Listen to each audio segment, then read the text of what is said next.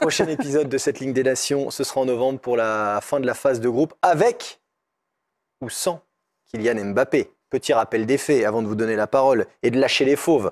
Mbappé, forfait pour le rassemblement d'octobre. Blessure officielle, biceps fémoral. Problème, le lendemain de l'annonce de Didier Deschamps jeudi dernier, Mbappé joue 70 minutes avec le Real face à Villarreal. Derrière, Deschamps doit s'expliquer, c'est assez confus, on sent qu'il ne maîtrise pas tout, qu'il ne peut peut-être pas tout dire.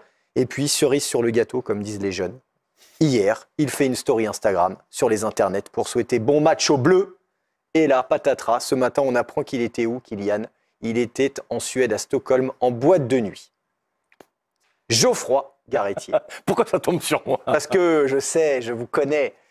Est-ce que c'est lui là derrière? Oui, c'est lui. C'est lui qui avait mis un masque. Pourquoi? Sans doute pour un échapper au paparazzi. Voilà, de se cacher. Mais quand on est Mbappé, c'est difficile d'échapper au paparazzi. Est-ce que ça vous choque?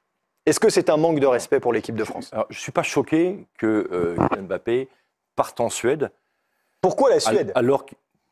Pourquoi la Suède? À 5000 km, il n'y a pas des boîtes de nuit à Madrid? Peut-être un rendez-vous, peut-être un sponsor, peut-être une virée chez des amis. Il n'était pas seul, hein. Il y avait son acolyte Nordi Mukele qui était avec lui. Peut-être que c'est Mukele qui l'a traîné là-bas. Je n'ai pas le fond de l'affaire. Je ne suis pas choqué, parce que si j'étais choqué, je serais hypocrite. En réalité, ce qu'a fait Mbappé, ce n'est pas le premier footballeur à l'avoir fait.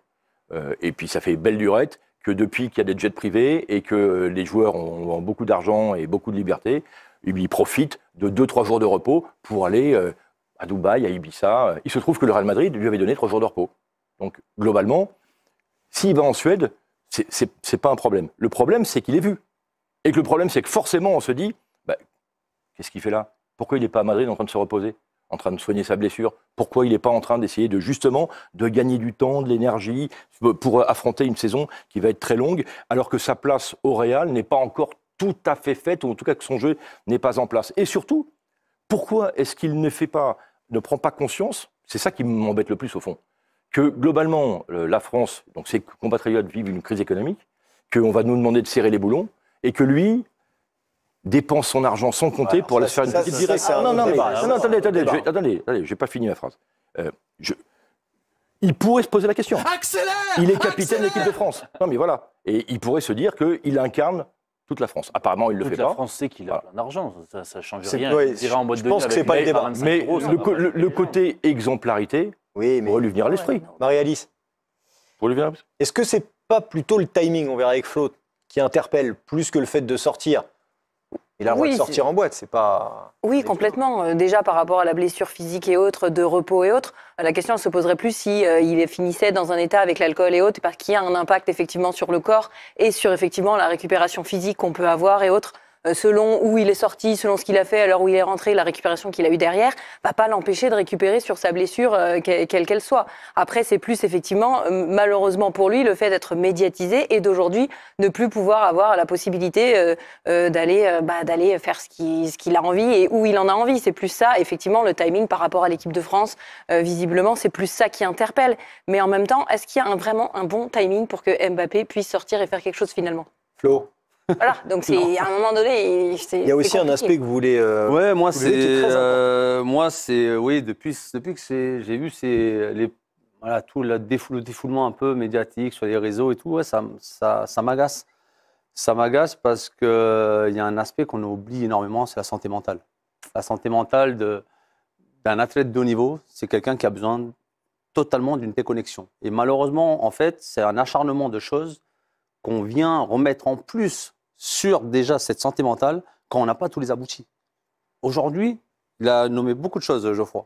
La seule chose qu'il n'a pas nommé, c'est qui dit qu'il n'a pas été là-bas pour avoir des soins en journée. Moi, ça m'est arrivé. En Serbie, en Belgrade, il y a un docteur qui est très spécialisé sur les fibres musculaires. Moi-même, j'y étais. Quand j'étais en Écosse, j'étais à Dundee United. J'avais pas de jour de repos. J'ai vu avec le club, on m'a envoyé. J'ai dit, je vais prendre mes soins en main. J'ai été à Belgrade, j'ai été me faire soigner. Ça m'a pas obligé le soir pour profiter des nuits de Belgrade, parce que les nuits de Belgrade, elles sont comment les nuits de Belgrade? Ça c'est cool, c'est assez sympa.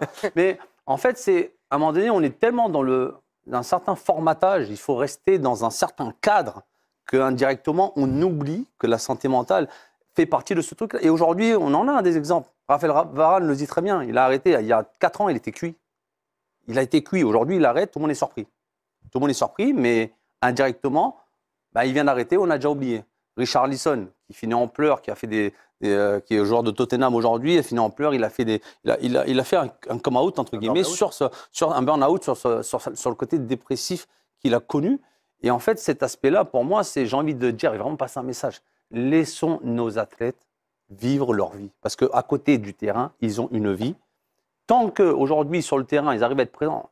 Aujourd'hui, on parle de Kylian Mbappé. Il a enchaîné plus de 60 matchs l'année dernière, avec seulement 2 semaines de repos, après un Euro qui n'a pas été catastrophique. Mais c'est une belle plaidoirie. Moi, j'apprécie vraiment l'effort, Florent.